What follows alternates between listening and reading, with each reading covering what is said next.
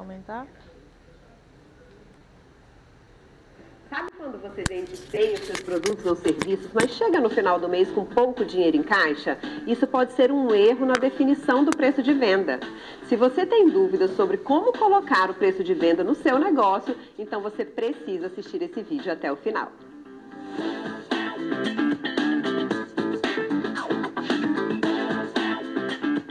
Oi pessoal, tudo bem? Meu nome é Raquel, eu sou do Sebrae e estou aqui hoje para te ajudar a definir o preço de venda do seu produto ou serviço. O nosso primeiro passo é entender a diferença entre 4 palavras: receita, gasto, custo e despesa. Receita é tudo aquilo que entra de dinheiro dentro da sua empresa. Já os gastos são todas as saídas do seu caixa.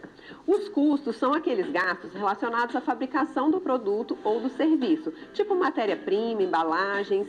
E as despesas são gastos referentes à comercialização e administração do seu negócio. Por exemplo, aluguel de loja, salário dos funcionários. Agora que isso ficou bem claro, eu tenho uma dica para você. Os custos são sempre variáveis e as despesas são sempre fixas. Então, no caso das despesas, você precisa pagar mesmo sem nenhuma venda. E fique ligado, porque todos os gastos do seu negócio, sejam eles custos ou despesas, devem estar na formação do preço. Se você esquecer desse detalhe importante, seu lucro será menor. Outra coisa importante: separar as contas da empresa das contas pessoais. Isso é um passo fundamental para definir o preço corretamente. Por exemplo, um pequeno comerciante precisa entender que os gastos com fornecedores, embalagens, matéria-prima, telefone comercial são gastos da empresa. Assim como gastos com supermercado, açougue, farmácia, lazer são gastos pessoais. O ideal é que antes de começar a vender, você faça um estudo para descobrir seu custo de produção. Também é importante que seja feita uma análise para descobrir por quanto seus concorrentes estão vendendo a mesma coisa. Assim, você terá uma noção melhor sobre o valor de venda. Agora, com todos os pingos nos is, vamos aprender a montar o seu preço de venda sem erro. Prepare aí, caderno e caneta, você vai precisar. Nesse momento, é importante descobrir quanto vai sobrar com a venda de cada produto.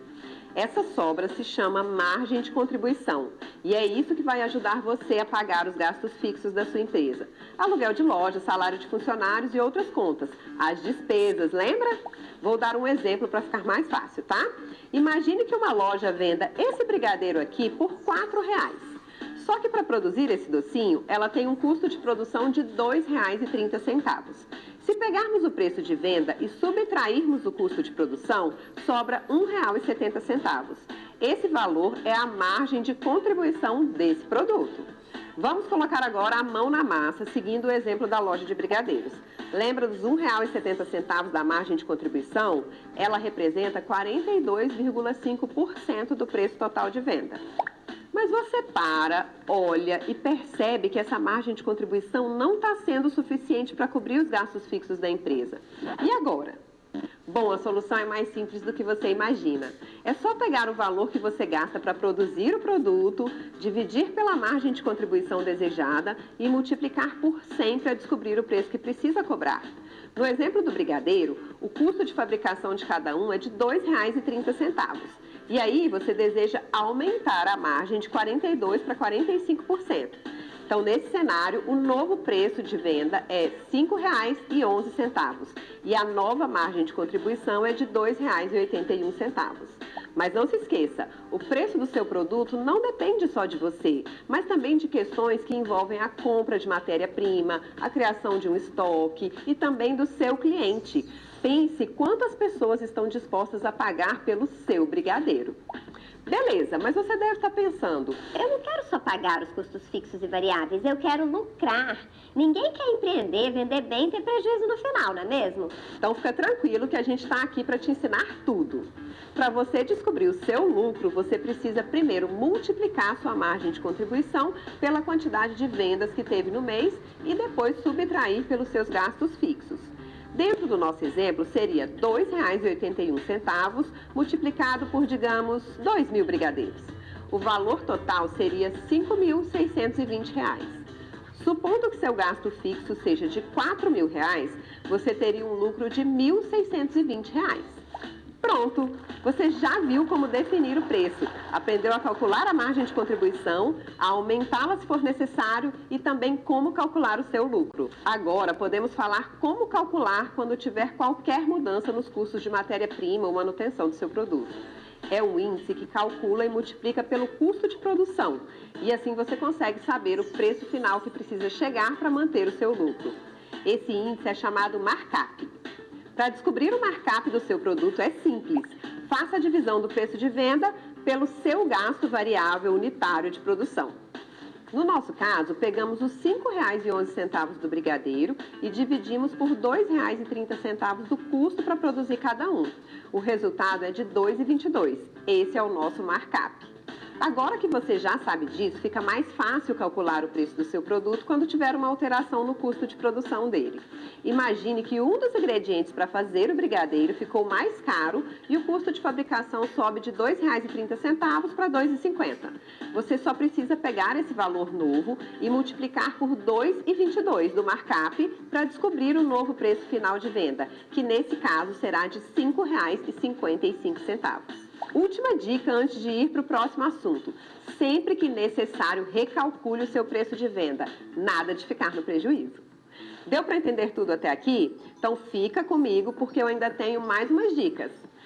E não se esquece de compartilhar esse vídeo com todas as pessoas que empreendem. E se você tiver com alguma dúvida, é só deixar o comentário que a nossa equipe de interações vem te ajudar.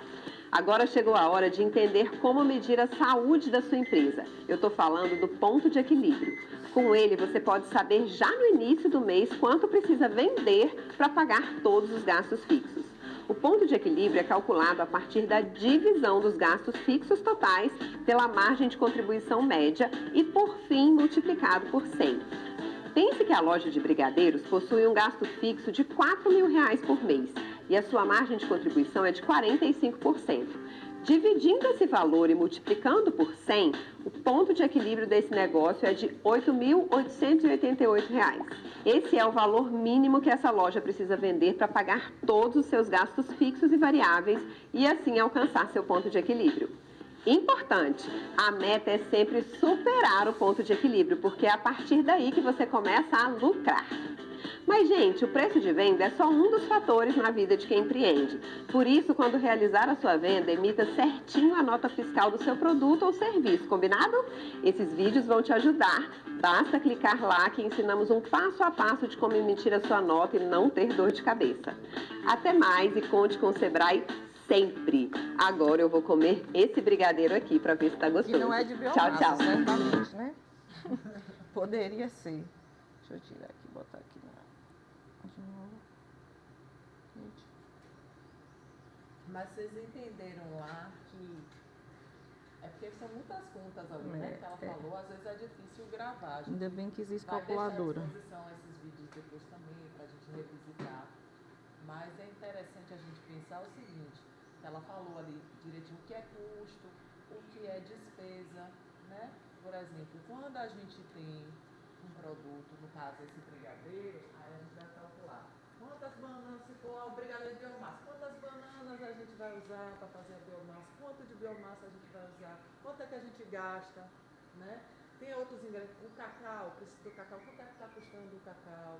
Então a gente vai calcular tudo isso e aí, por exemplo, faz ali o brigadeiro de biomassa naquela porção. Deu quantos brigadeiros, né?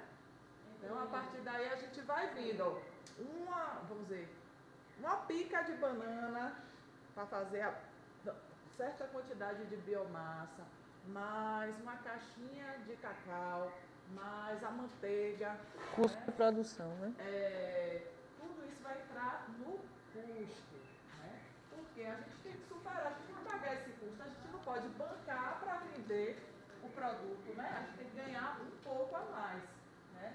Sendo um preço justo, que a gente não tenha prejuízo, né? E que também atenda aí esse consumidor, que é a pessoa que vai comprar. Porque aí de repente chega, poxa, mas R$5 um brigadeiro, é porque infelizmente eu estou com esse custo aqui, mas a qualidade do meu produto é esse. Né? Eu compro um chocolate cal, 100% cacau, não é Nescau. Né? Então tudo isso a gente vai diga. Não, ele pega as coisas, ele passa por centavos, mas isso aí ele tem que calcular o tanto que ele vai gastar. Ele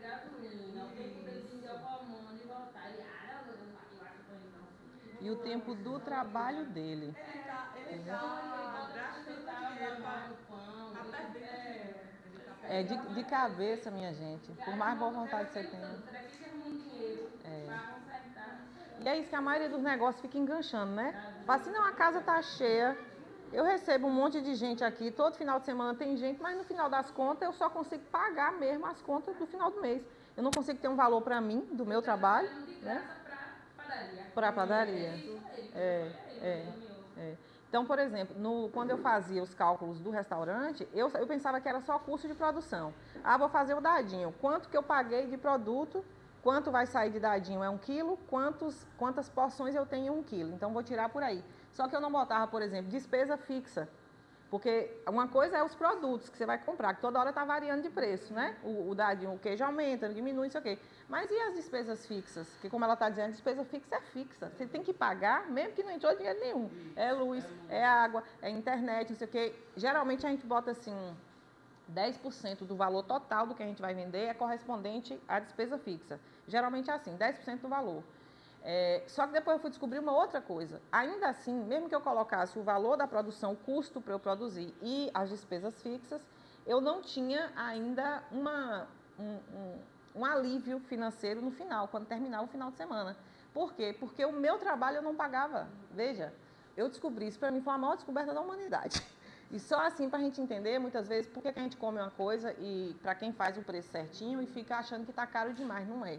Né? É de fato que as coisas valem. Então, eu fiz tudo isso, a conta certinha, e no final eu queria um lucro. Eu mesmo pensava, qual é o lucro que eu quero ter em cima disso? Mas eu não botei um elemento principal, um dos principais no custo todo, que é o meu trabalho. Meu trabalho não é meu lucro. O lucro é um último ponto. O meu trabalho faz parte do custo. Ou o meu trabalho, porque era eu, por exemplo, eu, Nora e Nath, a gente trabalhava na cozinha. Eu não posso pagar eu, Nora e Nath pelo que vem de lucro. O lucro, é para ficar de resto, para eu botar numa poupança se eu quiser, né? Não é o dinheiro que eu vou ter que contar para pagar as contas. Eu tenho que pagar o meu, qual é a minha hora de trabalho? 1 hora de trabalho minha é R$100, 1 hora de trabalho de Nora é R$100, portanto, se a gente demora 3 horas para fazer um dadinho, então minha hora de trabalho é R$300. Né? O meu custo de trabalho ali foi R$300. Se é 1 hora por trabalho, então R$300. Então é 300 meu, é 300 de Nora, junta tudo isso no custo. Então, mesmo que eu não tiver lucro, eu vou me pagar, tá entendendo? Eu não vou trabalhar de graça, porque senão eu vou estar oferecendo um produto massa para alguém, mas com sacrifício meu, porque eu não vou ter nenhuma remuneração por isso. E, às vezes, quando você é a própria dona da empresa, você não entende isso, você acha que isso não é necessário para você. Não precisa calcular o seu próprio valor de trabalho, porque o negócio é seu, né? Só que se eu tivesse uma funcionária, eu estaria que estar pagando o custo de trabalho da funcionária, inclusive com carteira assinada, inclusive férias, 13º, tudo isso. E por que quando eu contrato alguém, eu boto o custo e quando eu estou trabalhando para mim mesma, eu não boto o custo? Eu também sou uma trabalhadora, entendeu? Então, aí eu fui vendo, aí o produto vai aumentando um pouquinho mais de preço. Terminou, por exemplo, o brigadeiro custa R$5 com todo o custo. Agora eu vou botar o lucro. Eu quero quanto de lucro em cima disso? É 20, é 30, é 50, aí a gente vai ver. Se o brigadeiro já custou R$5 de custo, eu vou botar quanto aí? Mais 25%, vai dar o quê? R$7? R$7 é legal eu vender um brigadeiro? Aí vai depender da apresentação do brigadeiro, dos produtos que eu tenho, porque os nossos produtos, não é que eu estou dizendo que tem que ser caro, não. Mas é um tipo de produto que, assim, não é para alcançar todo tipo de público. Não é a pessoa que chega aqui varada de fome e quer comer nem um pedaço de pedra, tá valendo. Não, não é. Nosso produto é um produto diferenciado. É diferente, por exemplo, eu fazer um bolo de maracujá, de Samanta fazer. Samanta pode demorar 1 hora para fazer o bolo de maracujá dela, porque ela usa leite de coco de garrafa. Que ela vai ali 1 minuto no mercado, comprou, abriu, usou. A hora de trabalho dela é 1 hora. A minha é 1 hora e meia, por quê? Porque eu vou pegar o coco seco, quebrar, como a gente faz aqui, quebrar, né, ferver a água, bater o coco, coar o coco. Já deu 1 hora e meia. Portanto, o meu horário de trabalho é maior. O meu produto vai ser mais caro. E a nossa culinária, ela tem isso, porque a gente faz as nossas próprias bases. A gente não usa farinha de trigo, a gente vai usar o quê? Biomassa. Para fazer a biomassa, eu compro no mercado? Não, eu tenho que fazer aqui. Então, o custo da hora da biomassa entra no custo do produto também. E aí, quando a pessoa vai, mas está muito caro, esse beiju está muito caro. Ô, menino, ó, beijo então, vai ali na outra barraca e compra. beiju normal, ou então um bolo. Ah, esse bolo, pois é, mas esse bolo aqui, ó, e tem rapadura, que é Cíntia que rala, tem um coco que a gente aqui sobe no pé de coco, mentira. Vai na feira, compra, bate, quebra, entendeu? É diferente. Então, assim, e uma coisa que eu aprendi, que tirou minha angústia é, você não vai agradar ninguém, todo mundo. Né? Você não agrada todo mundo. A gente não pode ter, a gente tem que pensar no nosso perfil de cliente. Nosso cliente não é todo mundo. Porque nem todo mundo vai entrar aqui e vai querer comer. Quando eu tinha um restaurante, graças a Deus, tinha muita gente, porque aqui é um lugar turístico, né? Então vem gente de tudo quanto é lugar. Gente que come carne, que não come, que quer experimentar coisa. Gente que entrou aqui, disse, estamos varados de fome, viemos da cachoeira, queremos uma feijoada. Não, aqui não tem feijoada. Então, não, tudo bem, olhou o cardápio, beleza. Não tem problema, vai, come ali, ó, na concorrente, que nem é minha concorrente. Porque o que ela tem lá, eu não tenho aqui e vice-versa, entendeu? Então eu dizia, não, ótimo, bom almoço para você, olha lá em Jaci tem feijão, lá não sei o que tem. Aqui é uma outra coisa. Ao mesmo tempo, chegava alguém de fora, uma turista de fora, dizia, nossa, eu queria comer uma coisa diferente. Eu soube que aqui tem uma tal de uma coxinha de jaca, pronto, é um outro público, e eu vou ganhar dinheiro do mesmo jeito. Né? Então, essa coisa de você querer abraçar 100% do mundo não vai dar certo. Porque são clientes diferentes, que têm perfil diferente. Tem gente, por exemplo, eu não sei se foi no dia que eu fiz o panetone, não foi o panetone, não, foi uma outra coisa aí, que uma pessoa comeu e falou assim, não, foi uma amiga minha, que eu levei a torta, aquela torta salgada que a gente fez aqui. Só que eu levei, a gente não fez nos negocinho, nos potinhos, bonitinho. Foi uma tortona grandona. Pronto, levei uma tora de um pedaço para ela num guardanapo. Aí ela virou para mim e falou assim, a torta estava deliciosa. Agora eu só dou uma dica. Se vocês forem vender, pensem numa apresentação mais bonitinha. Aí eu falei, claro, eu não trouxe para vender para você, eu trouxe para você comer. E era o que eu tinha, era um guardanapo. Mas se eu botar ela numa forminha que é sustentável, biodegradável, que não polui o meio ambiente, isso aumenta digamos assim, a especialidade, se torna um produto mais especial. E aí eu tenho um justificativo para botar o preço. Né? Se a minha embalagem custa R$2, eu tenho que botar o valor da embalagem junto com o produto. Tem gente que nem isso não bota.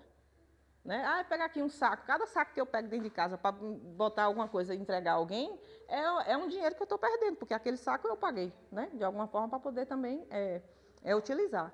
Então é isso, é muito importante, porque senão, se a gente não souber fazer isso, e eu sei que é difícil, porque são muitos números e tem que multiplicar, mas quando a gente vai se acostumando com isso, quando eu falo assim, margem de contribuição é o quê? É o percentual que a gente sabe que vai ter de tranquilidade para aquele produto pagar a conta. Se não pagar, tem um problema. E aí, por mais que eu ache lindo, por exemplo, bolo de pote, acho que é uma proposta que a gente pode botar na feira. Bolo de pote, metade chocolate, metade maracujá. Eu acho que ele sai. Mas, às vezes, um produto que a gente acha lindo, maravilhoso, não sai, não tem rentabilidade. Por quê? Porque a embalagem é cara, porque não vale a pena, porque vai perder se eu não botar na geladeira. Então, isso tudo a gente também tem que analisar. Quando a gente fez a primeira lista das coisas que a gente queria trazer para a feira, foi muita coisa. E quando eu parei para pensar, eu falei, meu Jesus, cada coisa dessa é uma ficha técnica, cada produto desse é um preço que a gente vai ter que tabelar, cada produto desse requer um armazenamento diferente. Um é frito, o outro é assado, o outro é não sei o quê. Um pode fazer no dia, deixar para o outro dia, o outro não pode, tem que ser consumido no mesmo dia, entendeu? Então, assim, quando a gente vai realmente estudando as coisas ao pé da letra, a técnica, a gente vai vendo que a gente fez muita coisa errada. Né? E se eu já tenho como adiantar para não fazer errado, como eu fazia no restaurante, por isso que eu falei, meu Deus, era um sufoco, chegava no final, no domingo, caminha Nora. Nora pelo menos não pagava, Nora, Nath, Zé, mas quando chegava segunda-feira, olha o tamanho da cabeça, ô senhor, tem o gás para pagar, tem não sei o quê, as contas não estavam batendo. Por quê? Porque a gente estava fazendo o cálculo dos produtos errados. E olha que tinha gente que ainda chegava aqui reclamando do preço. O preço estava até menos, porque eu não sabia fazer direito, né? Então, é isso. Aí, o que é que acontece? A gente primeiro precisa definir, são esses produtos aqui mesmo? Pá! Eu já falei com a Vera Nubia, ela já me autorizou a discutir com vocês mesmo, legal, o que é que a gente pode fazer. Ela estava doida pelo pudim, eu amo aquele pudim, de verdade. Em que pese eu estou diminuindo açúcar, viu? Samanta que me perdoe, mas eu estou tirando 100 gramas, pelo menos, de cada receita. Porque, rapaz, Vera Nubia tinha razão. Ela é muito doceira. É muito doce. Muito. Esses dias eu fiz o pudim e aí eu melei a forma com o melaço e nem foi muito. Rapaz, misturou o açúcar do pudim com o melaço. É delicioso, mas ficou aquele negócio... açúcar demais, que toda hora eu tinha que tomar água. Então, e olha que eu já tinha diminuído. Eu boto a rapadura, não é o açúcar dela, diminuiu a quantidade da rapadura. Então, ainda tem essa coisa de adaptar as receitas, né? Estou tentando tirar a farinha de aveia como ela pediu, mas eu falei, ô Verói, se não der, minha filha, depois a gente se vira. Mas se eu tiver que contar com a farinha de aveia agora, que ela falou que era mais pelo custo, que a farinha era mais cara e tal. Aí eu fiz um mix de farinha que ela falou. Só que no pão mesmo fiz, né? Farinha, fécula, polvilho, farinha de arroz, farinha e... essas 3. Beleza, só que aí eu tenho a receita. Eu substituí a farinha de aveia, 100 gramas de farinha de aveia por 100 gramas do mix. Só que na receita também tem mais 150 de farinha de arroz, que já está no mix. O que é que eu faço com essa farinha de arroz agora? Eu compenso ela, eu não compenso, entendeu? Então... Será que tem alguma coisa a ver? Porque o mix é a quantidade do mix ali. Aí eu boto só mais 50 de arroz. Porque o quanto que eu botei de arroz no mix, tira dos 150 que está lá. É esse cálculo aí que eu tô tentando. Mas, por exemplo...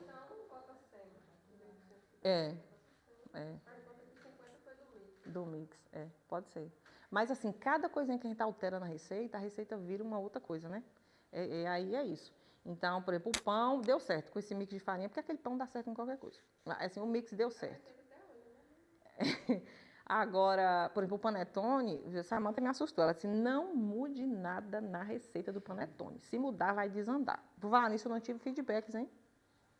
Estou chateada que não me falaram o que, é que vocês acharam do panetone. Tá bom? Eu quero o depoimento do Lucivaldo, que ele comeu um maior. Diferente, o gosto da massa diferente, tá mais molhadinho. A gente achou diferente lá em casa. E com gosto de panetone, né? Tá aí, mas tem um segredinho que eu não vou mentir. Que eu não gostei muito de usar e que Vera... Mas se não botasse aquilo ali, não ia ter gosto de panetone. Foi como a Samanta falou. Eu quero gosto de panetone. Onde é que eu vou arrumar a essência de panetone? Não tem a essência de baunilha, que a gente bota em bolo? Tem tal da essência de panetone. Eu comprei um litro desse tamanho, para fazer todos, né? Então, ela botava 10 gramas em cada panetone. Eu achei horrível demais. 10 gramas é muito. Eu levei para a mãe, não, diminui. Eu falei, já tirei, já botei 8. Tira mais.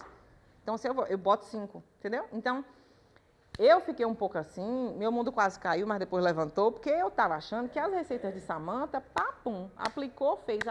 Não é mais assim. Depois que Vera Nubia passa na vida da gente, é um trator em cima. Então, assim, muito açúcar, farinha, o leite de coco dela, como eu falei, é leite de coco, só coco, né? É leite de garrafa. O milho que ela faz, o bolo de milho, ai, que lindo o bolo de milho, é uma lata. Né? Quer dizer, a mulher não vai na feira, na mesma feira onde tem a banana, tem um milho. Ela podia comprar um milho lá, pam, pam, ralou, botou. Não, ela vai no mercado, que é mais fácil, e só anda no mercado, porque a gente andando em feira e Samanta só anda no mercado, a não ser a banana que ela vai na feira, e em vez de comprar um milho, não, ela vai comprar lata de milho.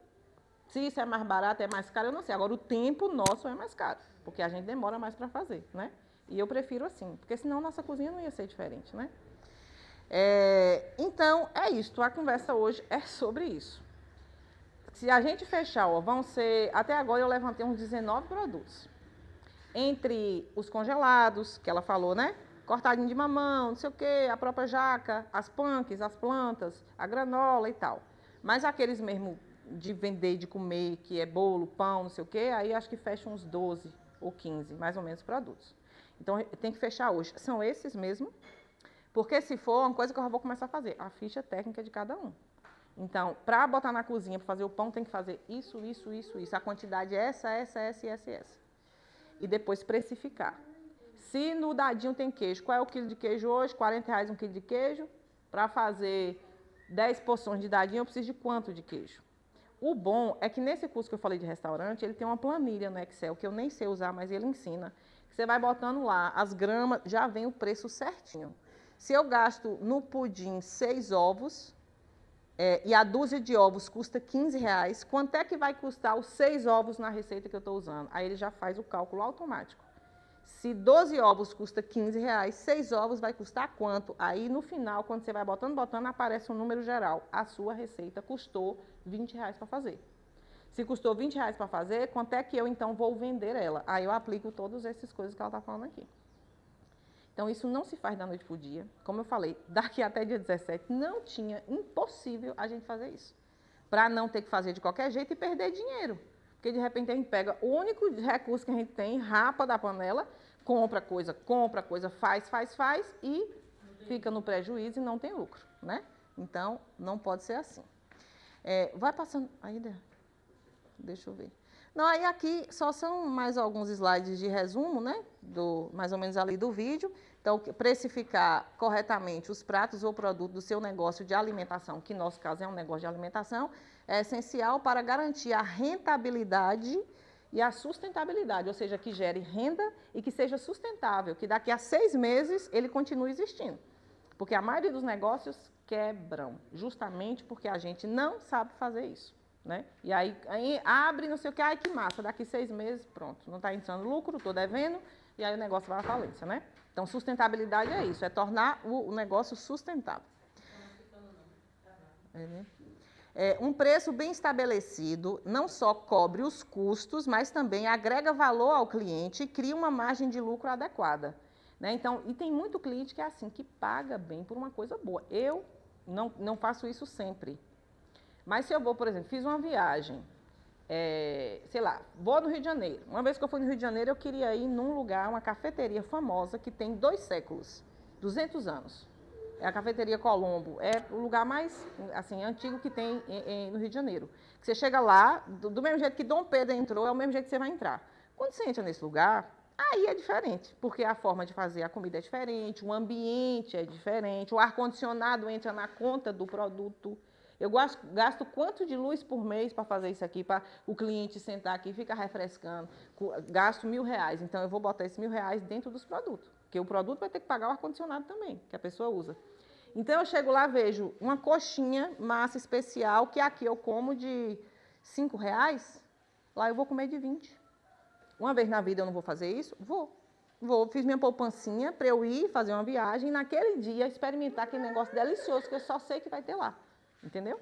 Então, o cliente, quando é uma coisa boa, gostosa, bem apresentável, bonita e, melhor ainda, que no nosso caso, saudável, imagina uma mãe chegar aqui e ver que tem possibilidade de comer um produto sem lactose ou sem glúten, porque a criança não pode comer. Vixe, eu rodei Jacobina todinha, não tem um lugar que uma criança pode comer um sanduíche, um negócio. Aqui tem. Essa pessoa vai pagar. O quanto você disser que custa, ela vai consumir, né? E aí eu estou falando isso especialmente para a gente que está na área turística. Porque o nosso público é isso, né? É um público muito, digamos assim, não vai ser um público muito fixo. Não é o público daqui que todo dia vem para cá, os moradores que vêm. Aqui é tudo turístico, né? Então as pessoas que vêm vão consumir como turistas e vão pagar necessariamente, né? Pelo que a gente produzir. Pode.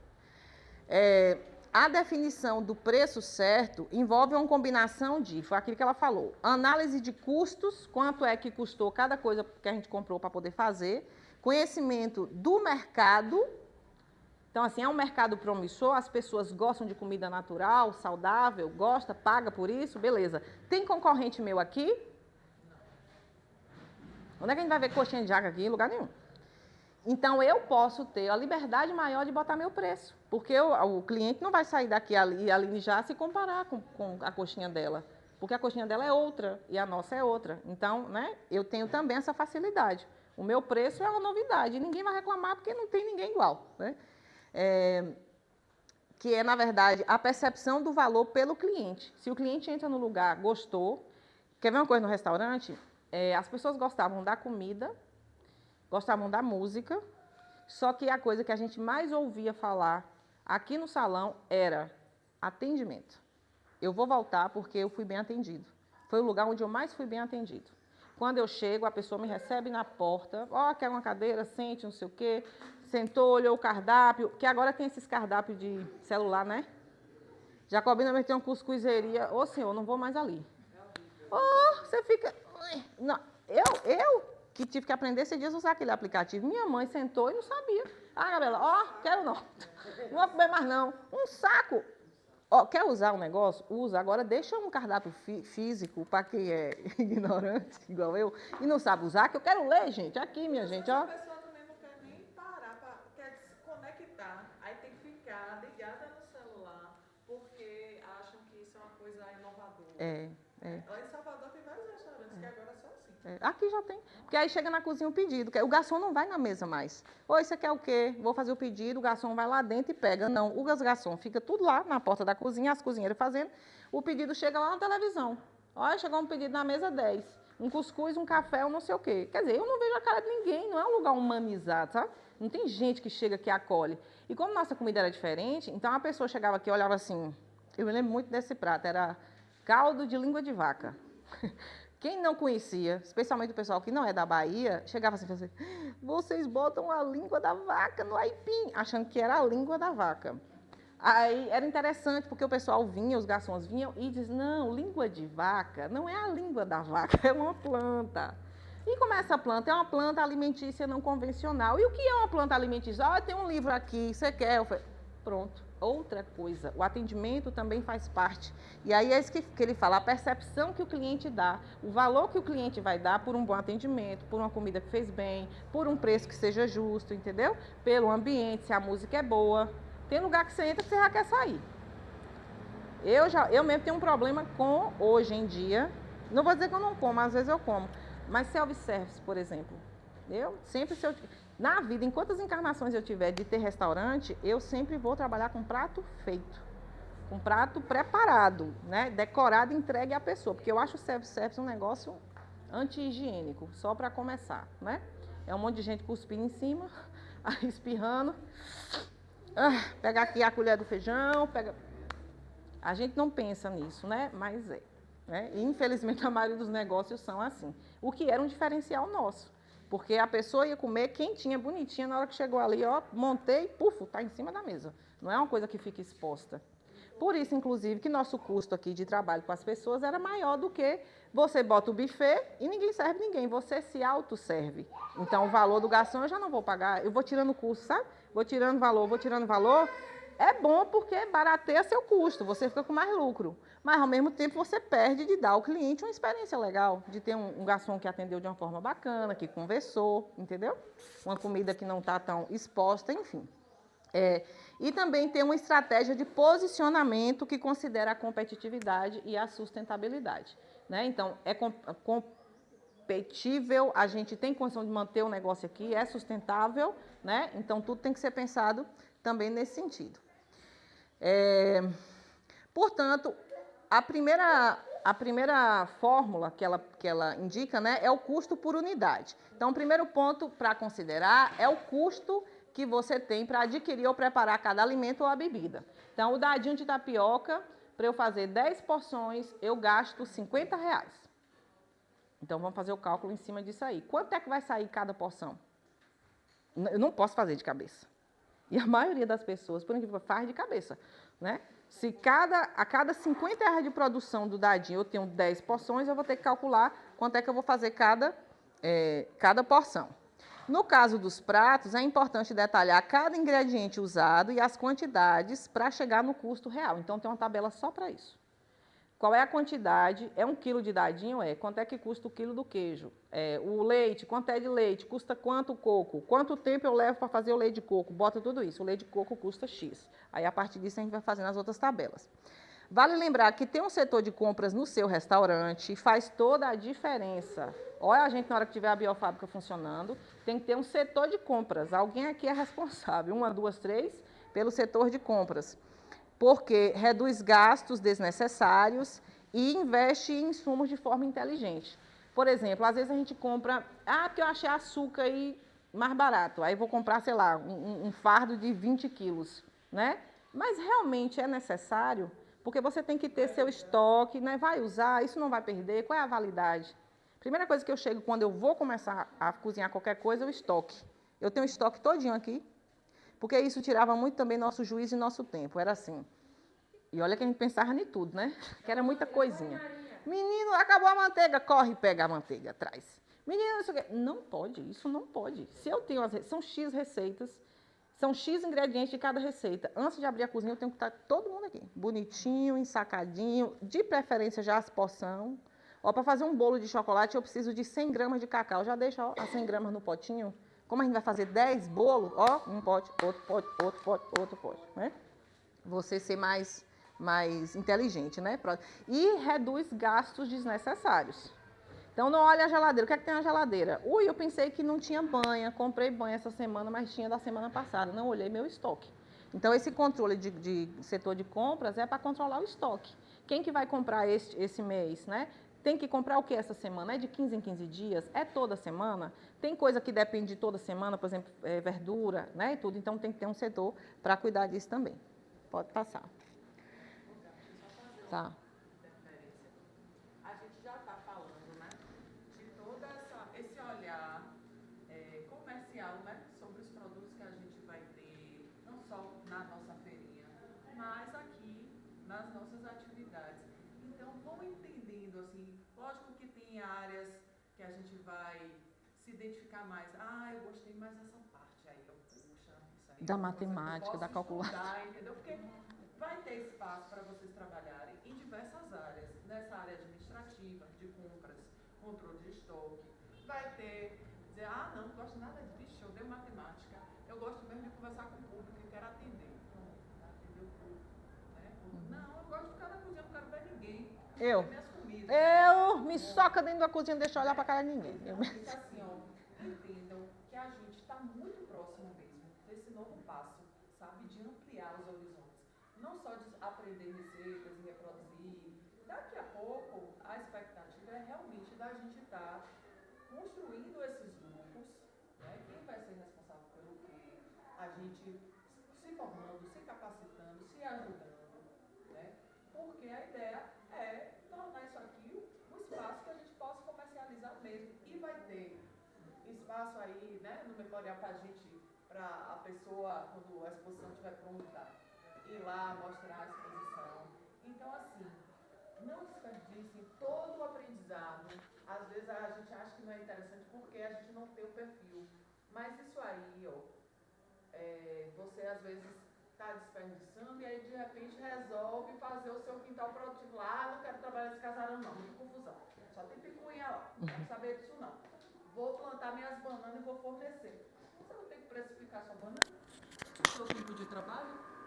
Né? Então, vamos lá, prestar atenção em tudo. Tiver dúvida, tirar dúvida, a Gabi depois né, dispõe esses videozinhos. É legal.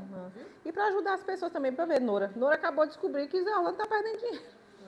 Então, nem que não for para isso aqui, aprende, mulher, porque qualquer coisa que você vai vender, vou vender Natura, vou vender Avon, vou vender, sei lá, um salgado final de semana num jogo de futebol. Bote seu preço, porque senão você está trabalhando de graça. Você está dando, né, para alguém alguma coisa que você não está sendo valorizado para poder produzir, né? E aí as despesas fixas e variáveis. Então, assim, isso é bem simples de entender, né? Fixa é aquela que... Ih, gol, não olha não, gente, não chora. Fixa são as despesas que você vai ter que pagar todo mês. Se não der ousadia, ele não vai nem perceber. As despesas fixas são aquelas que o restaurante tem todos os meses. Como eu falei, água, luz, internet, telefone não, né? Água, luz, internet, gás. Portanto, elas podem ser previstas e devem ser consideradas no planejamento financeiro do negócio. Veja alguns exemplos de despesas fixas. Luz, água, internet, aluguel, IPTU e folha de pagamento dos funcionários. Então, assim, independente de eu ter vendido naquele mês, né, esse mês eu lucrei 5.000, no mês que vem só lucrei 2.500, minha funcionária que custa um salário mínimo por mês vai receber ou eu lucrando 2.000 ou eu lucrando 5.000. Entendeu? Então, o funcionário, a funcionária, a hora de trabalho de quem está trabalhando é despesa fixa, se vira. Se não entrou dinheiro naquele mês, ainda assim você vai ter que pagar. Porque se você não pagar a conta de luz, olha, qual é o eu não vou pagar a conta de luz não, porque eu não tive renda esse mês. Então eu vou cortar. Em base, não tenho dinheiro para... Vou cortar. Funcionário, não vendemos nada, não produzi, não vou te pagar. Mas eu trabalhei. Se o seu cliente não entrou, o problema é seu, mas o meu trabalho eu tive, eu fiz, e tudo que eu tinha que fazer eu fiz. Pronto. O que esse funcionário vai fazer? Tchau, e benção, vou procurar outro lugar. Ou então ele botar na justiça, que ainda tem isso, né? Então, evitar. Então, são as despesas fixas. No nosso caso aqui, o que é que eu acho que é a despesa fixa mesmo? Luz, água ainda não, porque a gente vai ter que resolver nosso BO aí da água. Internet, que a gente vai ter que botar, gás e mão de obra. E a gente não tem funcionária, a associação não tem funcionária. Nós mesmos somos as produtoras, mas cada uma tem sua hora de trabalho. Então a gente vai ter que calcular isso, né? Lembrar da promoção que isso tem que ser fixo, né? Sim. Promoção, divulgação, isso tem que ser fixo. Ah, isso. Tem também que aqui entra, ó, muito bom lembrar. Marketing, divulgação. Porque assim, não adianta a gente ter também um produto massa e não divulgar. Vamos fazer a feira, dia 14 de fevereiro, massa. Se eu não divulgar, quem é que vai aparecer para comprar? Pois é, mas não é isso, a gente quer atrair gente. Então, eu vou pagar a Lucivaldo para fazer os cards, eu vou pagar a Lucivaldo para fazer o vídeo, chamando as pessoas para vir, isso é custo. Lucivaldo custa dinheiro, né? Estou dizendo assim, e custa muito, ele é caro. Então é isso, é despesa fixa. Eu tenho que sempre estar fazendo propaganda do meu negócio? Tem, então é uma despesa fixa. E a despesa variáveis são aquelas que não podem ser previstas, portanto é mais difícil saber qual é a influência delas no lucro final. Por exemplo, as manutenções, tem hora que, sei lá, furou o sistema de gás. Ninguém estava prevendo isso? Pois é, de onde é que sai o dinheiro para consertar isso, né? Compras de última hora. Eu achava que o meu estoque dava para o final de semana todinho. Esgotou o dadinho sexta. Tenho sábado e domingo ainda para abrir. Posso fazer mais dadinho? Posso. Então, de última hora, eu vou ter que comprar mais queijo. Né? Tenho recurso para isso? Então, tem que pensar. Comissão, taxa de cartão de crédito, tudo isso. Vou fazer a venda aqui, passou no cartão, no débito. 3% é para a maquininha. Tem que botar isso no custo também. Né? Então, é por isso que as pessoas perdem dinheiro. Por quê? Porque você paga a maquininha. Se você faz uma venda de R$10, você fica com 8, a maquininha fica com 2. Você já perdeu 2. Onde é que você vai enfiar esses 2 para compensar o que você está perdendo? Entendeu? Então, aí são as despesas variáveis. Deixa eu ver, passar. E a margem de lucro, né? Depois de tudo isso, quanto é que custa o produto, quanto é que eu vou vender ele, eu boto a margem de lucro em cima. Então, é uma margem coerente que possa ser alcançada na hora de precificar os alimentos. O primeiro passo é pesquisar o valor dos produtos de outros estabelecimentos. No nosso caso aqui, eu não tenho nem como fazer bolo da padaria. Tá, o bolo da padaria custa 10, o nosso vai custar 20, 30? Vai. Por quê? Porque o custo dele é diferente. Porque a mão de obra é diferente, porque os ingredientes são diferentes, né? Depois pense em quanto você pretende lucrar com suas vendas. Então, se o custo para eu fazer um bolo de pote é R$10, o custo todo do pote de vidro, dos produtos, do gás, R$10. Tá, mas aí a embalagem está bonitinha, esse produto vai fazer bem para a pessoa vai comer e não vai ficar enfastiada, então eu vou botando valor inestimável em cima disso aí. Então eu vou chutar, eu posso vender por 20. Posso vender por 20? Vamos avaliar. Se custou 10 e eu vendo por 20, quanto é que eu vou ter de lucro? R$10. Né? Então, o lucro é a última coisa que a gente bota depois de fazer todo esse cálculo de preço do produto. E aí é variável. Né? Tem gente que quer lucro de 20%, acha que é suficiente. Não, é 30%, é 50%. Tem produto, gente, que dá para ter lucro de 100%, a depender do produto. E a gente tem uma coisa assim boa, ruim por um lado, porque tem alguns produtos nossos, por exemplo, goma xantana. Não tem jeito, a gente tem que usar a goma xantana para fazer o pão. A goma xantana, a grama dela é um pouquinho mais cara. Mas, em compensação, eu tenho horta de aipim aqui, o custo é mais barato ter o aipim daqui, né? Nossas punks, as alimentícias não convencionais, né? Tem no quintal, quem é que está plantando já taioba? Taioba ninguém nem sabe o preço que tem, ninguém nem sabe como é que vem. A gente tem produtos que são mais fáceis de encontrar e de produzir, que pode baratear o nosso custo de comprar. Por isso que você tirar lata, caixa, saco, é mais barato. Porque você não vai precisar ficar encher um carrinho de mercado com esses ultraprocessados que custam muito mais caro do que a gente trabalhar com a banana. Em vez de eu pagar quantos reais num pacote de farinha, R$5, sei lá, num pacote de farinha de trigo, eu vou lá, no bolo eu uso 100 gramas. Quanto é que ficou? R$2 a farinha de trigo naquele bolo. A biomassa fica 50 centavos. Por que eu não vou usar a biomassa se barateia mais, né, o custo do produto? Então, tem isso. Margem de lucro, né, é o último ponto. Pode passar, eu acho que agora... Peraí, volta aí. Tá, e pensar o fluxo do negócio, certo? São 4 pontos aqui que nesse curso de restaurante que eu achei assim, bem importante. Receitas, pensar nas receitas, nos equipamentos, na equipe e no fluxo de serviço. Receitas, aquilo que eu falei. Amo um bolo de pote, mas dá certo mesmo, Gabriela? Na prática, vale a pena? O lucro vai ser compatível? O trabalho que você tem vai ser rentável, né? Você vai retornar isso de uma forma legal? Beleza, então, quais são as minhas receitas que valem a pena e que vão me dar lucro? Depois que eu penso nas receitas, é que eu penso em equipamento. Veja a nossa dificuldade hoje aqui. Nós agora conseguimos comprar as panelas, vocês viram, né? Está ali na cozinha. 3 panelas de 25 litros do projeto, é recurso do projeto. Eram 2 de 35. Só que no ano passado, quando a gente fez o orçamento, o valor delas estava de R$ 840. Esse ano, a mesma panela está 1.800, quase. 1.600, 1.800. Ou seja, o que era para eu comprar uma, né, já vira o valor de 2. Então, a gente se bateu, procurou, pesquisou, porque a de 35 litros é a grandona maior. Então, achamos a de 25, só tem de 25. E a de 25 é muito mais barata, é 500 e pouco. Então, a gente tinha 8,16, R$ 1.700 para comprar 2 panelas. A gente comprou 3 em vez de 2, só que 3 menores. 3 de 25 em vez de 2 de 35. As panelas foram compradas por quê? Porque uma coisa a gente já sabe que vai fazer, biomassa. E essas panelas é para fazer a banana, a biomassa. Que a gente vai vender nos potinhos, esterilizada e tal. Então, essas daí não é para fazer feijão. Nem jaca, que eu não sei se ela vai nessa daí. É para fazer a biomassa, porque vai ser nosso produto mais... Claro que todos eles têm que ter higiene, tem que ter coisa, mas se a gente vai conseguir vender mais para fora, nos potinhos, lacrado e tal, tem que ter a panela só para isso. Só que eu já sabia que a biomassa era o produto. Deixar que ela quiser mais um dia para jaca. Para jaca. É só comprar a coisa, né? A borracha. Então, assim, eu só posso pensar nos equipamentos depois que eu penso na receita. Vamos fazer pão? Vamos. Quantos pães a gente vai vender? 20. Quantas formas de pão eu vou precisar?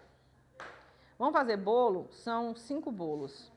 Para a feira, é 10 bolos de cada tipo. Então, vão ser 10 vezes 5, 50 bolos. Quantas formas eu tenho para fazer bolo? Porque se eu tiver só 2, eu vou passar uma semana fazendo bolo. E gastando gás, né? Se eu tiver 10 formas, eu faço tudo de uma vez só. E aí gasto menos tempo, aí eu gasto gás, gasto menos gás. Então, eu não tenho como ficar...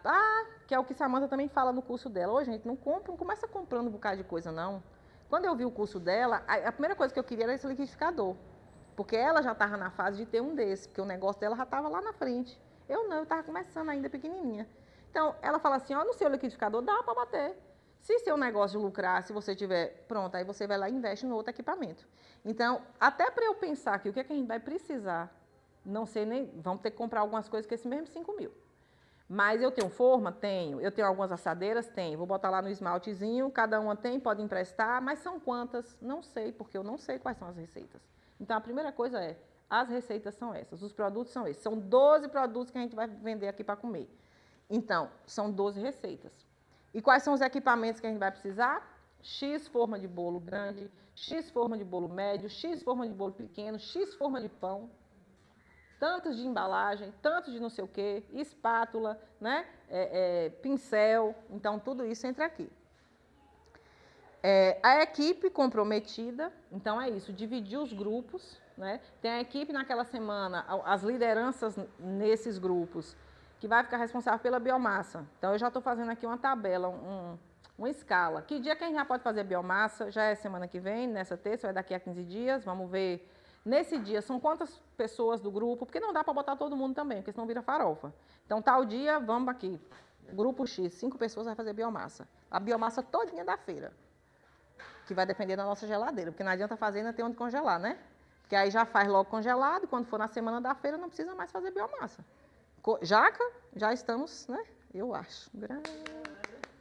Palmas para o mutirão de jaca. Tá lá, minha felicidade. O ano só não foi pior na minha angústia da feira, porque eu lembrava da jaca. Aí eu ficava feliz. O quê? Porque minha preocupação era essa, quer dizer, coxinha de jaca, não sei o que de jaca, cadê a jaca?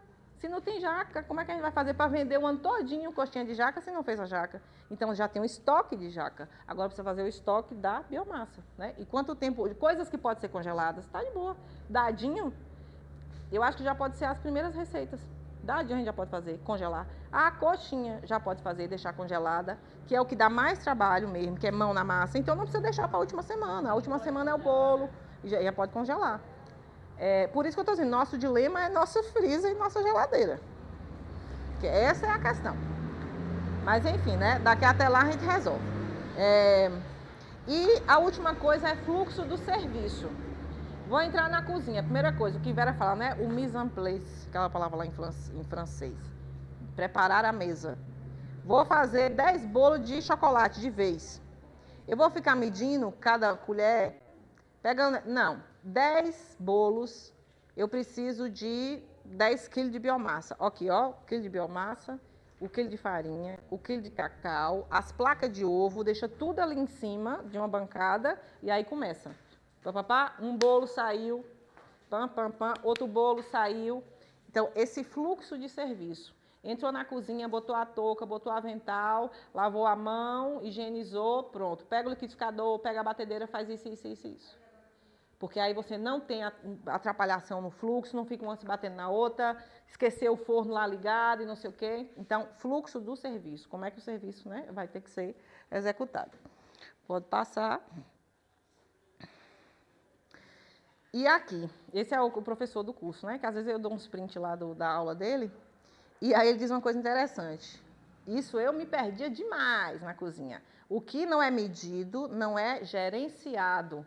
Se eu não meço as minhas coisas, eu estou perdendo dinheiro.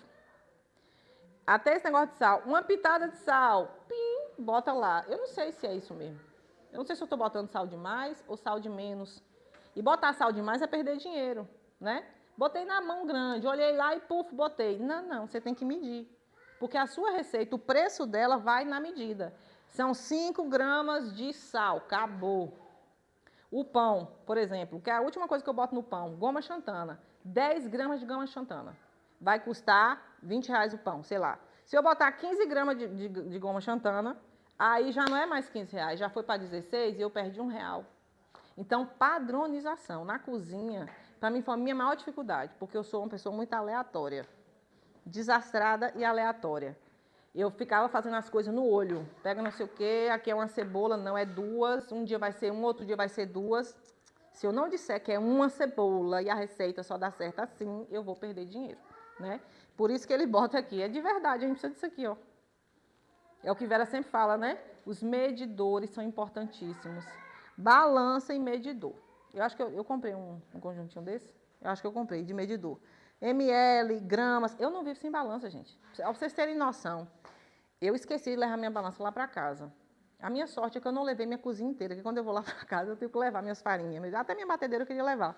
Por quê? Porque lá em casa não se come o que eu como. Então, quando eu como lá, é pão normal, é leite. Então, eu fico...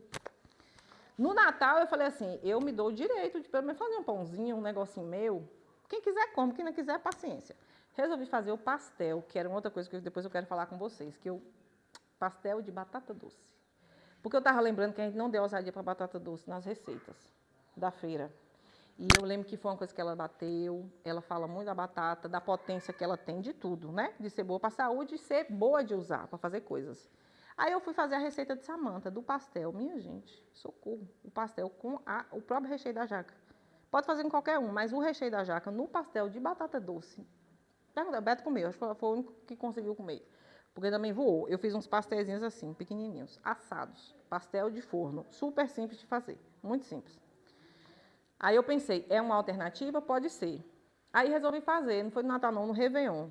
Cadê minha balança?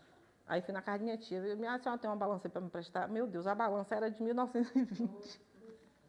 Não pesava direito. Aí eu assim, mas será se é mesmo, tá? O peso da batata é esse aqui, o peso da farinha. Aquilo me enlouqueceu, porque eu falei, não vai sair a receita igual, porque a balança não tá legal, eu não tenho um medidor para medir. Aí eu ia para o Google. Quantas xícaras são 100 gramas de farinha de aveia? Depende da xícara. Aí lá em casa tem xícara assim, tem xícara assim, tem xícara... Aí pronto, né? Mas tudo bem, deu certo. Só que eu fiz o pastel maior, porque eu não tinha uma forma para fazer. Então, eu peguei uma coisa lá que a manhã tinha, só ficou grandão, um pastelão.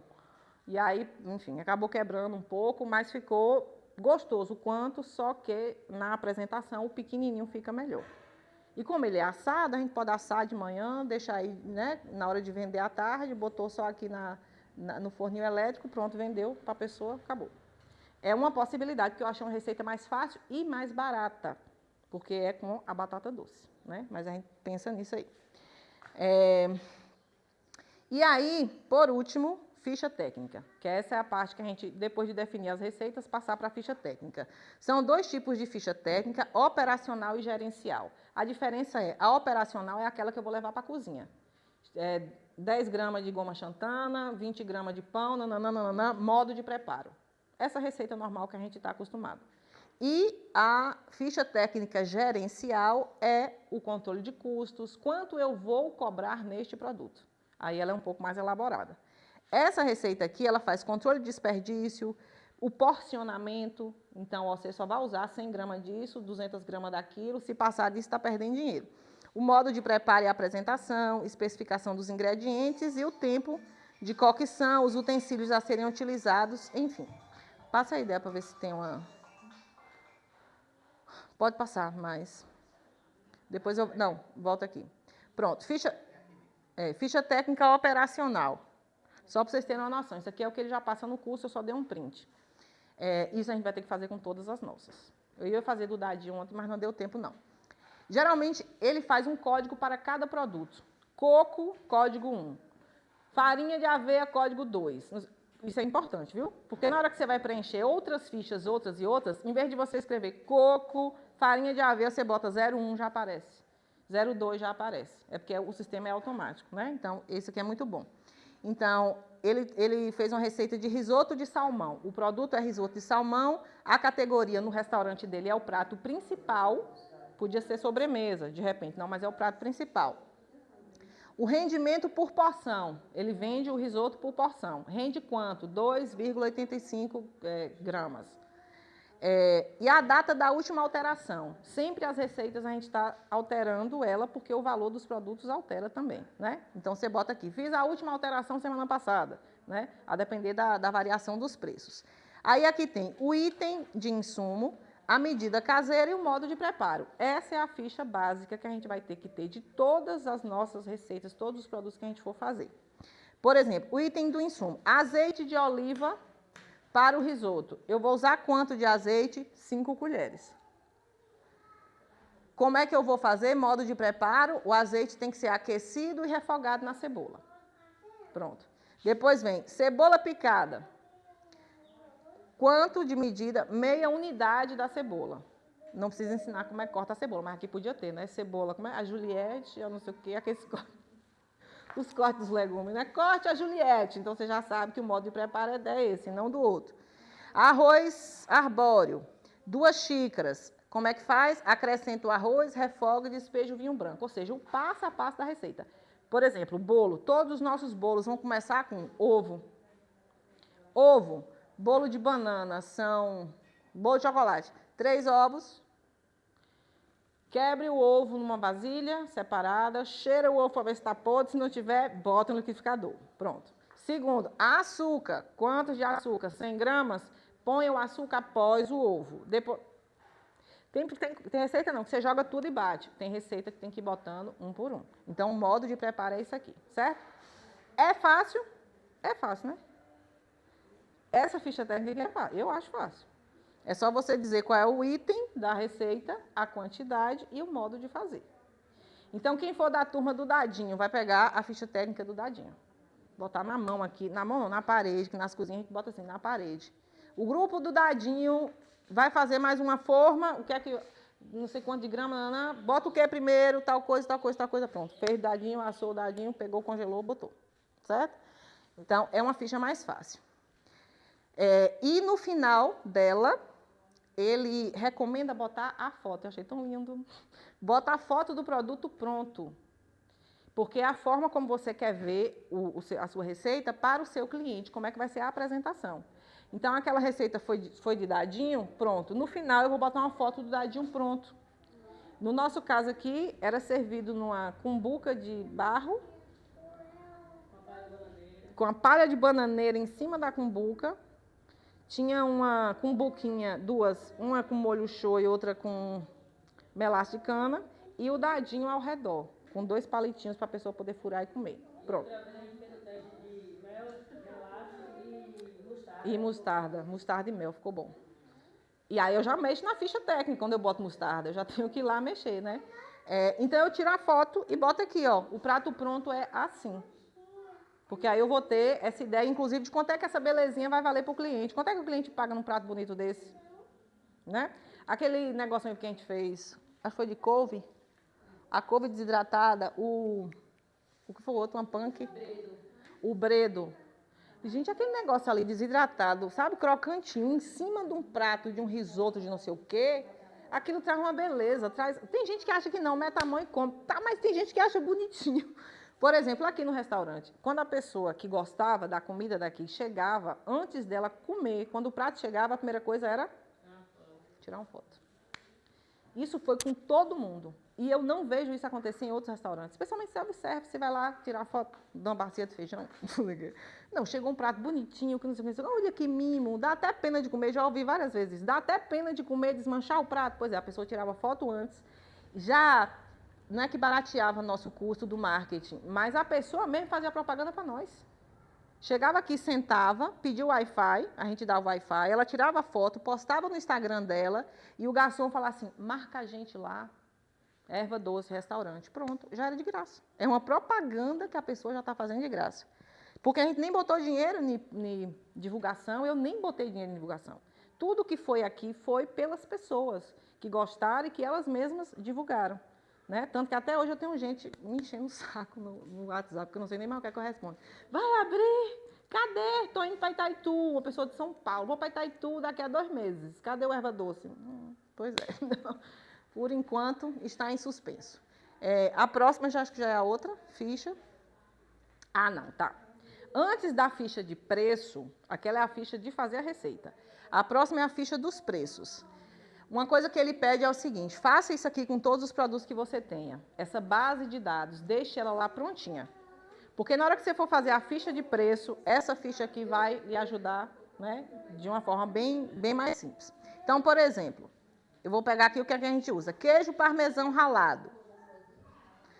Quanto é o quilo do queijo? R$ 24,95? Tá. Para essa receita, eu vou precisar de 1 quilo. Então, quanto é que vai custar isso na minha receita? R$ 24,95. Beleza? Aqui, ovos de galinha. Eu paguei R$ 10 em 30 ovos. Portanto, cada ovo vai sair a 33 centavos. Então, aqui é o valor que eu paguei pelo produto, quanto é que eu vou usar de quantidade dele na minha receita, se é em quilo, se é grama, se é ml, e quanto é que isso vai ficar por cada unidade. Isso aqui não é a gente que inventa. Quando você vai botando os valores, a tabela vai sozinha atualizando. Entendeu? Então, ela vai dar o valor. Uma coisa é, se eu compro 30 ovos por R$10 e numa receita eu uso um ovo, quanto é que aquele ovo vai custar dentro da minha receita? 0,33. Então, o que ele está dizendo é, se eu faço isso com todos os produtos que eu preciso,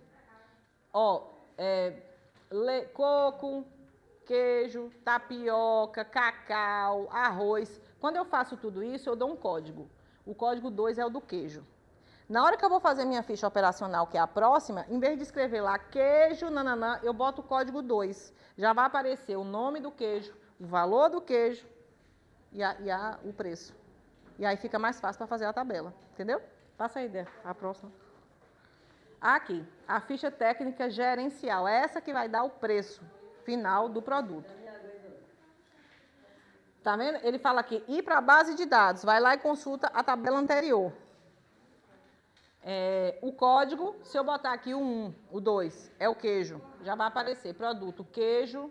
A medida caseira para essa receita de dadinho é 1 quilo. A quantidade bruta, a quantidade líquida e depois o valor total de quanto ele custa, se é o quilo, e o custo final. Aqui só é importante essas duas informações. A gente precisa medir a quantidade bruta e a quantidade líquida. O que é quantidade bruta e o que é quantidade líquida? Se eu compro um coco seco por R$2, a quantidade bruta dele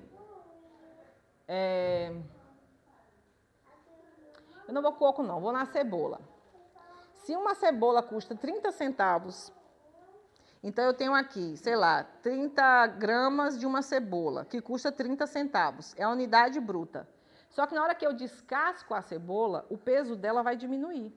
O exemplo maior que ele dá é camarão. Pronto. Camarão, quando a pessoa compra o camarão, ela compra R$100 o quilo. Mas eu uso cabeça do camarão? Não. Só que quando eu comprei, veio cabeça tudo junto.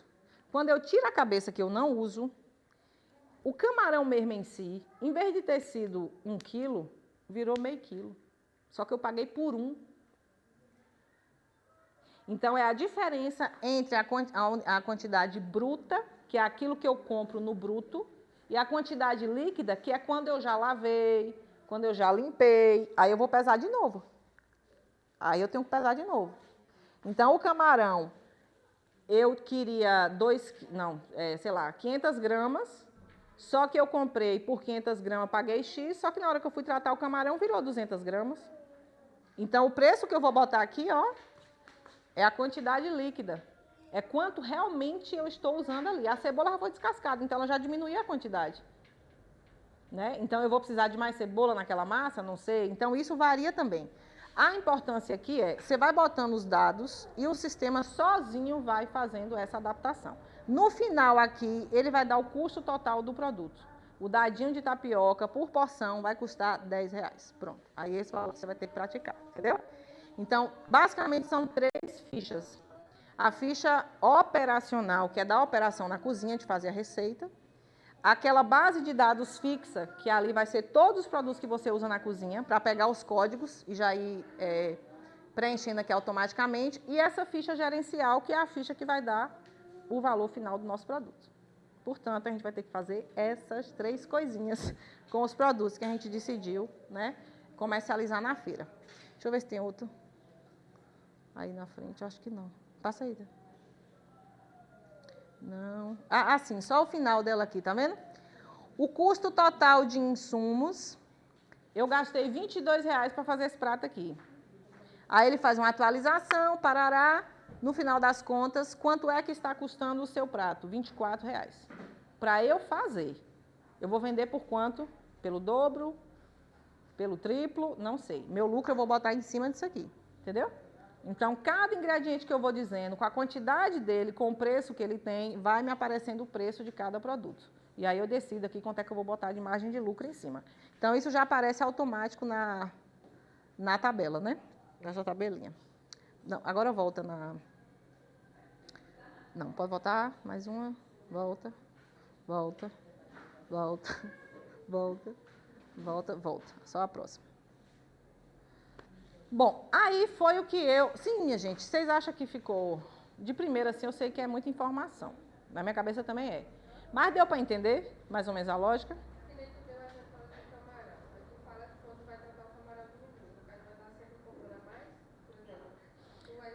Aí a ideia é, ou você abate no preço lá na hora, ou você tem que pedir camarão já descascado. Né? Por exemplo, a rapadura é diferente se eu comprar a rapadura inteira e eu ter que ralar, é diferente de eu pedir ela para ralar. Né? Porque aí já vai ter essa coisa. Tem coisas que não vão desperdiçar. Que você comprou leite, não desperdiça. É 1 litro, é 1 litro. Agora, cebola não. Uma cebola é 50 gramas, quando eu descasco a cebola, vira 40 gramas. Então, o valor é diferente. Né? É isso. Sim, então, diante do que a gente tinha definido daquela lista, eu trouxe aqui, basicamente, eu acho que é o que está ficando mesmo. E hoje a gente vai ter que encerrar este assunto, porque precisa começar a fazer as fichas técnicas, certo? Os bolos, bolo de chocolate, bolo de maracujá, bolo de banana, o bolo de carimã, invenção de Vera Núbia. Hã? É aipim. Carimã é aipim. Só que é isso, é um jeito de fazer que fica um bolo, né? Enfim. Só que ela falou que ela ia fazer, não foi? Então, pronto, estou botando aí na conta dela. Não sei. Vou confirmar. Porque a gente não fez, né? Aqui a gente não fez. Bom, então esses são os bolos e o bolo de pote. O bolo de pote vai ser um pouco mais caro, porque eu tenho o quê? O pote. A gente decidiu que não quer ficar usando coisa de plástico. Porque senão eu pego esse potinho mesmo normal de plástico, boto lá, não. Eu quero o pote de vidro. Então, vai ficar um pouco mais caro o seu produto. Ah, eu vou botar um lacinho. Opa, o valor do lacinho. Ah, eu vou botar um palito de picolé para a pessoa comer, uma colherzinha. tudo isso, né, incrementa mais no preço. Então, eu acho que isso daqui... Só que aí, vai vender como esse bolo? Fatia? A pessoa que quer um bolo grande, tem 5 disponíveis grandes. Não mexe neles, deixa aí. Mas no dia a dia, a pessoa, eu quero uma fatia de bolo, custa o quê? R$5? Vou vender aonde? Onde é que eu vou entregar a pessoa? Embalagem, né? O pão de forma, que aí eu não sei como é que a gente faz, se é o pão inteiro, se são fatias também, se dá pra gente botar uma caponata de mangará em cima, mas como é que vende isso na hora, gente correndo, quero, não sei o que, tá? Tem que facilitar a nossa vida também. Eu sugiro também, nesse processo até a feira, ter algum mutirão também para palha de Banana. Sim. Porque a gente pode fazer várias embalagens com ele. Com a palha Fica também. bonita, né? É sustentável, é ecológica. E aí, a gente pensar nisso. Eu tinha até pensado na sua amiga, se ela quisesse fazer com a gente uma... pelo menos do que a gente puder fazer para... Sim, Porque, por exemplo, o brownie. O brownie eu super acho que dá para botar na palha da banana, né? Dá para fazer, botar a fatia de bolo na palha, sem ser a palha seca, mas na palha verde, por exemplo, dá.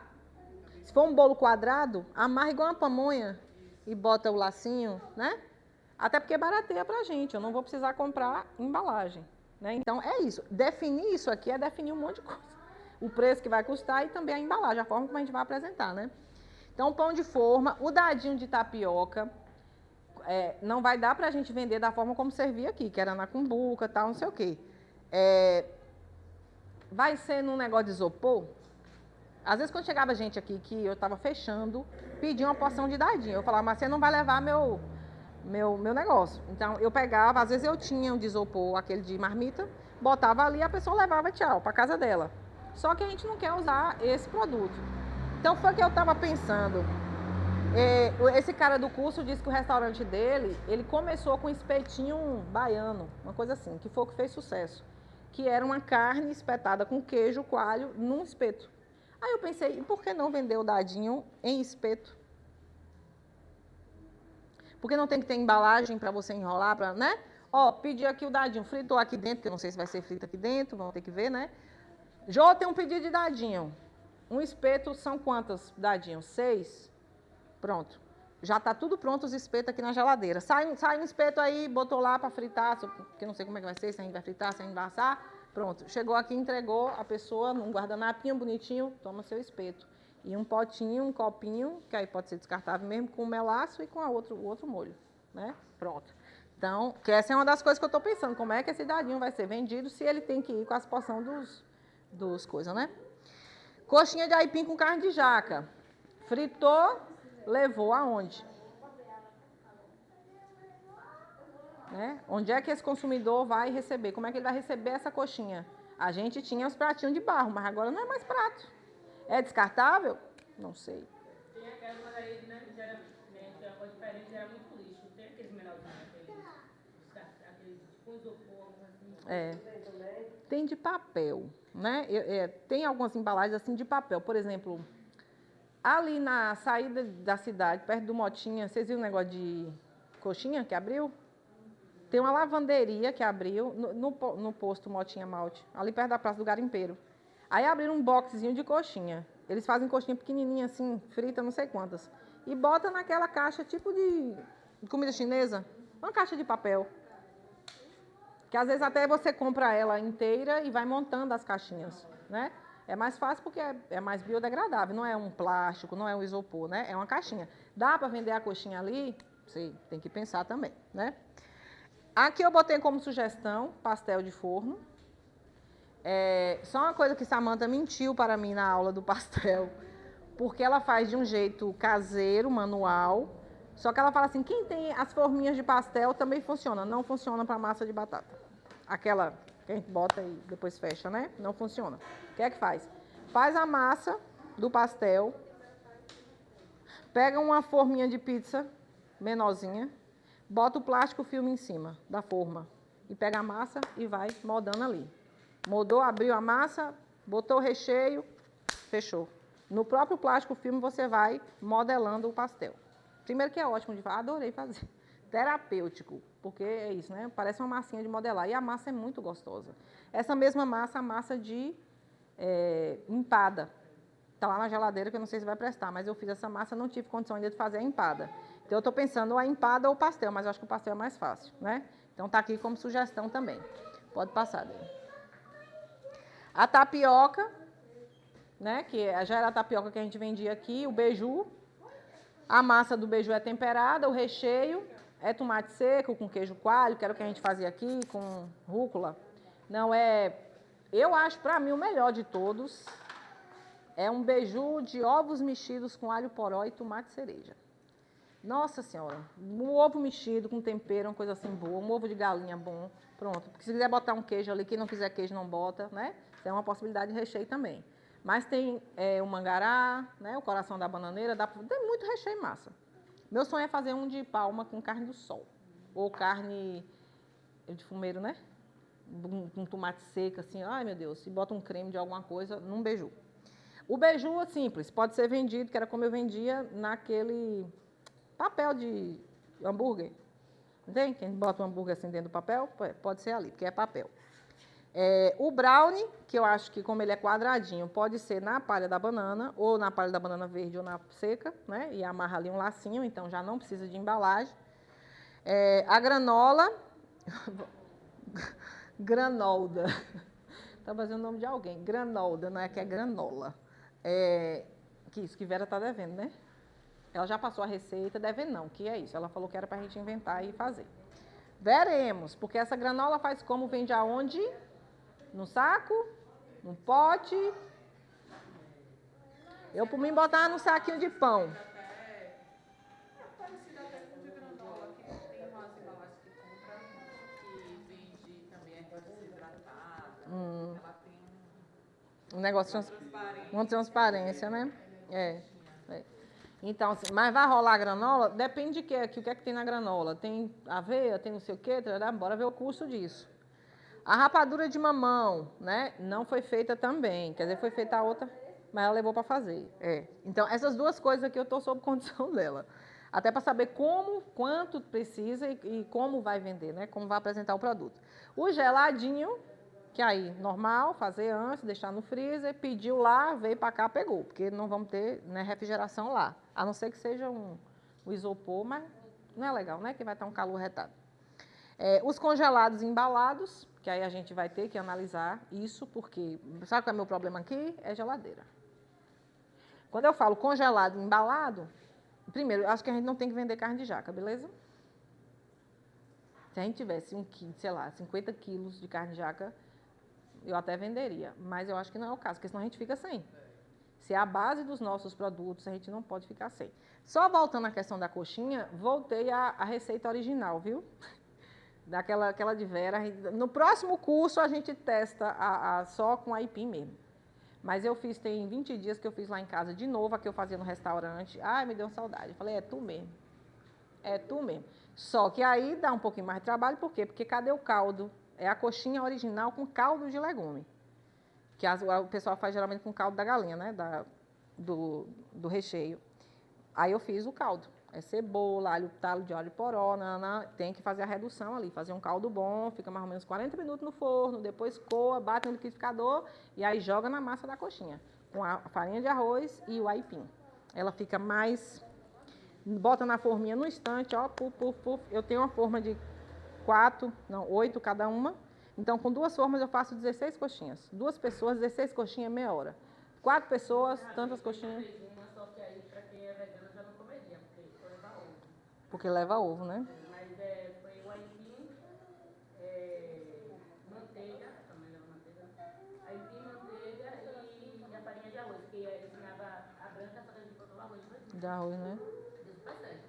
Não foi mais no fogo, pegou o aipim cozido, machucou, colocou um pouquinho d'água do cozimento. A manteiga. A manteiga e a farinha de arroz, modelou e fez. Pois é, essa receita, essa que eu estou voltando ao original, não tem nem ovo e nem manteiga. Não daria certo. Entendeu? Nem ovo e nem manteiga. O que dá mesmo tchan nela é o caldo de legume. Só que é isso, tem que fazer antes. Então, assim, vamos fazer coxinha hoje, cadê o caldo de legume? Está pronto? Se não estiver pronto, não adianta fazer a coxinha. Então, tem coisa que antecede o próprio produto. O caldo, vamos fazer bolo, 500 bolos de biomassa. Cadê a biomassa? Tem que fazer a biomassa antes, né? Ela serve assada e ela serve frita. Eu não vou mentir que frita é frita na banha de porco. Para fritar ela só na banha de porco, por quê? Quem não come, a gente pode pensar na alternativa de assada. Porque não tem outro óleo o suficiente, né? Que a banha de porco é mais barata, mais saudável. Eu não vou fritar no azeite, que aí não vai ter dinheiro. Eu vou gastar, né? De giração, né? Mas, por exemplo, uma airfry no forninho elétrico, ela dá assada também, né? Pode ser das duas formas. Tapioca, geladinho, congelado, a banca com punks. E aí eu fiquei em dúvida dessas duas senhoras. Lembrei de Mina, que Mina, como foi ela que fez, né? A geleia, era geleia, né? De melancia. Preciso conversar com ela direito se ela acha que vale a pena pela quantidade, que ela falou que deu uma redução bem grande, né? Que a melancia, aquele tantão, reduziu tanto. E o horário que fica, né, a pessoa lá? E a questão do fogo. Mas não vou mentir para vocês, o trem bom. O trem bom. E bom não só do gosto. Eu termino de almoçar, às vezes, tá ruim num trem doce, eu vou lá e pego a coisa, que ainda tá durando. Foi aquela de passas, não foi nem a de maracujá. É diferente, porque não tem açúcar. É doce e não tem açúcar, né? Eu acho que tem muita gente que gostaria. E é uma coisa super diferente. Geleia de melancia com passas ou geleia de melancia com maracujá. Eu acho super legal. Mas aí seria como também? Pote de vidro. Vale a pena? Não sei. Eu botei pote de vidro, 1000 potes de vidro no próximo projeto. Só que é para botar a biomassa. São 1000 potes só para biomassa. E os lacres também. Aqui a gente vai ter que comprar separado. Então, assim, quantos bolos de pote a gente vai fazer? 50? Eu já vou ter que comprar os bolos de pote. Ou os potes. Que aqui em Jacobina é mais caro. Então, tem que ser na internet, no Mercado Livre, né? Qual é a quantidade? 100 potes dá quanto? Esse valor do pote vai no valor do bolo de pote, né? Então, é isso que a gente precisa definir. E o pudim, que a Vera ficou, né? Nath também. Namorando o pudim. Eu acho ele sensacional. Nesse calor, as pessoas iam mega amar. A questão é a embalagem. É como servir o pudim. Porque, da forma como eu faço ele, é como Samantha faz. Nas forminhas, aquelas descartáveis, só que é plástico. E esses dias eu botei no forno. Não sei o que aconteceu. Quando eu olhei, a bicha derreteu todinha dentro do pudim. Então, era pudim de biomassa com plástico. Não gostei. Falei, não quero mais isso aí. Um restaurante que esses dias é daqueles que a gente compra no mercado, porque a embalagem teve que sair. Embalagem de plástico, né? Mas onde é que a gente bota a fatia? Não é aquele caseiro, não. Porque tinha uma embalagem assim, dá pra ver que não era. A questão é só a embalagem, que é a forma dele. Até se eu quiser botar numa formona grande de alumínio mesmo, como eu fiz agora recente, eu não tinha mais forminha, então eu botei numa forma de bolo. Eu só não sabia se o bicho ia virar. Virou, saiu bonitinho. Então eu posso pegar ali as fatias e botar num recipiente para oferecer à pessoa, fica aqui na geladeira. Pediu o pudim, correu para a geladeira, pegou, já... Não é pegar a forma, já tem que estar nas embalagenzinhas. Né? Então, assim, o pudim vai ser no vidro também? Ou tem outra forma? Mais caro. Quanto mais coloca em embalagem... Entendeu? Mas eu acho que a gente tem que eliminar a embalagem o máximo que a gente puder. Por mais que a gente bote no preço, mas a gente tem um limite de valor para comprar as coisas. Então, eu não posso comprar 30 potes de vidro, sendo que eu preciso mais de rapadura, eu preciso mais de ovo. Então, eu tenho que tirar na embalagem. Eu vou ter que, né, reduzir na embalagem. Mas, enfim, eu estou pensando nelas aí. Vi até algumas, assim, até mais baratas, biodegradáveis na internet e tal. Se tiver alguma que a gente pode usar, vamos ver. Mas é isso. Então, é isso. Eu queria saber de vocês, o que é que vocês acham. Essa coisa dos congelados e das punks, eu não sei. Não sei por causa do calor e também por conta da nossa condição mesmo de geladeira. Onde é que a gente está hoje na fase da geladeira e do fogão, que são minhas duas preocupações. Eu acho que Beto, nos próximos dias, leva o freezer, o que é uma preocupação geral para nós e para o quintal, que é a única coisa que a gente tem, né? Aí, a gente conversou sobre a possibilidade de comprar uma geladeira juntos, quintal e nós. Só que nós não temos dinheiro. Eu falei com o Claudinho assim, vamos comprar no crediário, dividir em 20 vezes, só que isso duplica o valor da geladeira. né? Não, mas até em 12 e tal, fica muito mais caro por causa dos juros, né? Mas elas falaram que talvez tenha um recurso que poderia dar um valor à vista, e se elas pudessem dar um valor à vista, a gente, com a mensalidade que cada uma vai contribuindo, é que a gente ia pagando as parcelas. Se for uma parcela mensal de R$ 300, um quintal pagaria 150, a gente pagaria 150. Uma geladeira boa, que tem um congelador grande, para a gente botar as coisas, e para o dia da feira é o que a gente vai precisar. Sem geladeira não se faz nada. E não é para o dia da feira, é antes para fazer as coisas. Que é isso que eu estou dizendo. Onde é que vai congelar tanta biomassa? Né? O ideal mesmo seria uma geladeira e um freezer, né? Mas por enquanto não sei se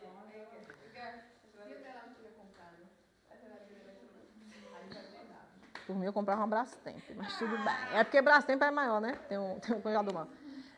Sim, mas por falar em freezer, o freezer que está lá, que está já, que é o Diquinha, né? Tá funcionando? Direito? Tá funcionando, né? Ele tem espaço? Como é mais ou menos? Não.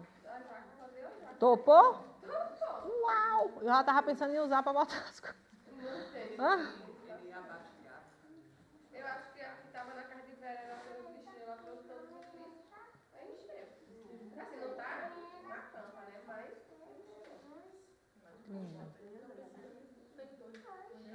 Tem dois? tem 3 que tá lá. Aí tá usando 2 lá em casa. Aquele lá tava parado. Tava parado, né? Não era fácil pra colocar mais coisa, né? Ela falou que vai. porque por causa da carne. Eu tava pensando em outro freezer. Um outro. Ele quer vender pra gente um preço mais barato. Também pode ser isso, às vezes comprar já usado, sai mais barato, entendeu? Pensar nessas alternativas, porque a gente não tem recurso. Que é uma das coisas, inclusive, que a gente vai discutir hoje. Porque posso entrar rapidinho? Não é, então, só vou encerrar aqui. Eu vou ficar só devendo essa coisa da granola, da rapadura e dos congelados e das punks com Vera. Pra gente fechar. Porque assim, gente, pra mim, honestamente, mesmo que a gente não tenha isso aqui, pra mim tá de bom tamanho. Né? A gente vai botar a biomassa na praça, a gente vai botar o aipim, a gente vai botar a jaca, a gente vai botar a batata doce, né? Que foi tudo que a gente fez aqui. Então, às vezes eu acho que o menos é mais. Então, às vezes, quando a gente quer fazer muita coisa, para mostrar que a gente fez muita coisa, mas o trabalho que isso dá para fazer, entendeu? Uma embalagem grande, faz coisa e chegar e ver só o pegar banana e tal, pra servir. Até porque é isso que dá mais valor. Que é diferente você pegar um negócio. Esses dias mesmo eu vi um cara, um amigo meu, comprou um sanduíche numa hamburgueria nova que abriu em Jacobina. Nossa, ele pegava, estava dentro de uma sacola de plástico, ele tirava uma sacola de papel de dentro de uma sacola de plástico, depois ele tirava uma caixa de isopor, onde o sanduíche estava dentro, depois, quando abria a caixa de isopor, tinha um plástico em cima do sanduíche. Por isso que é caro. Porque cada embalagem daquela é o valor dentro do produto que você está comprando. E assim, o meio ambiente desagradece. Porque um plástico demora 100 anos para degradar, né? Não, sim, quando a gente for... Foi esses que eu botei no projeto. Por exemplo, as vitrines. Tem 2 vitrines geladas e uma vitrine quente. Então, as 2 vitrines geladas é para botar os bolos, os pudins, que já vai ficar aí, não vai precisar de geladeira. E a quente é para botar. Fritou o dadinho, já está aqui, ó, não vai esquentar. A coxinha está quente também, né? O pão de beijo, que é importante ficar quente para não murchar, né? Por isso que a gente não vai vender ele, porque não tem condição. Porque faz aqui de manhã, quando chega aqui, vira aquele trem murcho. Né? A pessoa fala assim, isso é pão de beijo? Aí faz igual a Vera no dia que comeu lá, né? No restaurante. Então, é isso. Só vai passando rapidinho para ver se tem mais alguma coisa, mas acho que não, só... É isso mesmo. Não, aqui, mas isso é uma outra conversa. Só para vocês entenderem que nós temos um estudo já de viabilidade econômica do nosso projeto. E aqui é biomassa. A gente fez uma parceria com o Sebrae. Liane pagou um valor, o Sebrae paga 90%, Liane pagou uns 10%, a gente conseguiu um estudo de viabilidade para montar um negócio com bolos, pães, custa quanto, precisa vender quanto, então É aquele estudo que eu falei para vocês, tem 160 páginas, né? Eu ainda estou no processo de ler, mas ali explica tudo direitinho. Desde a higiene, da água, da iluminação, do corpo de bombeiros, até o preço que a gente tem que vender para cada coisa. E a perspectiva daqui a 10 anos. Como eu falei, acho que era R$1 milhão, né? Se a gente fosse vender tudo direitinho como ele fala, daqui a 10 anos a gente estaria tendo um lucro de R$1 milhão. Mas, enfim, isso depois a gente tem outra conversa sobre esse projeto. Não, acho que aqui já foi. Aí era só algumas coisas do estatuto, que era para a gente falar, mas, enfim. Acho que é isso. Então, garotas, a gente fecha mesmo esse cardápio, porque aí, a partir dele, eu já vou começar a fazer as fichas. Vou fazendo as fichas e vou mandando no grupo. Me dê uma ousadia, por favor, tá? Porque eu preciso de gente aí para me ajudar nas matemáticas. Não, e bom porque é bom para vocês também, né? Irem calculando. Então, por exemplo, o primeiro que eu vou fazer é do dadinho, porque só tem 4 ingredientes, é mais fácil. Então, vou pegar lá, quanto é que está o queijo essa semana? Tanto. Quanto é que está a tapioca? Vou fazer, é isso aqui que a gente precisa, né? Eu só não sei a quantidade, que a gente vai ter que definir quantos dadinhos por porção e quantos 1 quilo faz. Era 13, né? Loucura, 13. Eu já comi 6 em Salvador, o dobro do preço daqui. Do que a gente praticava, né?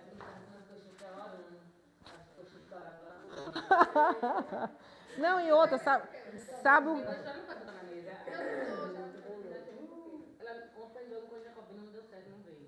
Ficou. Uma coisa que a gente perde muito, quer ver? No dadinho que a gente perdeu? Padronização. Eu fazia na forma, tinha dia que ficava mais grosso, tinha dia que ficava mais fino. Na hora de cortar, tinha hora que era um tuleto desse tamanho, outro tuletinho desse tamanho. Isso, aquela forma. Aquela do brownie sumiu, aquela forma minha na mudança. Ó, não vou nem dizer quanto é que custou aquele negócio. Já é uma forma quadrada, que você bota a massa e vem ela com os quadradinhos. Ela é uma placa com os quadrados, você enfia ela dentro. Então, na hora que você tira para assada, já sai os quadradinhos tudo perfeitinho. Então, se eu cobro R$1 num dadinho, todos os dadinhos vão ter que ter o mesmo tamanho, entendeu? Pois... Mas podia ter perdido outra coisa, minha forma de fazer brownie. Aí tem de dadinho também, só que ela é grandona, né? Maior. Então, a gente vai ter que comprar uma dessa. Porque tu não lembra a agonia para cortar dadinho? Vai lá, tira do congelador, cortava tudo torto, eu cortava tudo torto. E perdia dinheiro, né? Então, aí é isso. Eu vou começar as fichas. Hã? Hoje vai fazer, né? Não, hoje eu queria vir com a coxinha e com o pastel. Contudo, entretanto, pela questão da água, pelo problema da água, eu não sei. Eu falei, eu não sei como é que tá lá. É melhor a gente focar nisso daqui e deixar para a próxima oficina. Aí, só para finalizar, deixa eu só pegar meu caderno aqui, que eu acho que a gente tem... O quê? Pode? Tem.